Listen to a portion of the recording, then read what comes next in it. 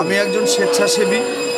আমিও চাইছি দিদির সঙ্গে কাঁধে কাঁধ মিলিয়ে নারীর অধিকার, নারী যেন সমানভাবে অধিকার পায়। আমরা পুরুষরা যেভাবে স্বাধীনভাবে চলাফেরা করি, নির্ভয়ে চলাফেরা করি, আমাদের মা বোনেরাও যেন নির্ভয়ে চলাফেরা করে। আমার ভারতবর্ষের মায়েরা এবং পৃথিবীর মায়েরা সবাই যেন নির্ভয়ে চলাফেরা করতে পারে। তার জন্য আমি নিজে স্বেচ্ছায় পুরুষ হিসাবে আমি দিদির সঙ্গে আছি এবং থাকব।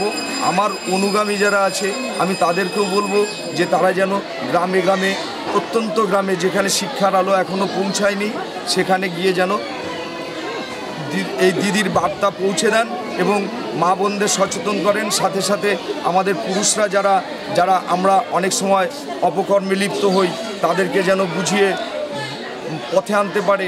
সেই জন্যে আমিও দিদির সঙ্গে একজন সৈনিক হিসাবে কাজ করছি। আর যারা থাকবেন তাদেরকেও আমি বলবো আমার মতোই তারা যেন সৈনিক হিসাবে কাজ করে।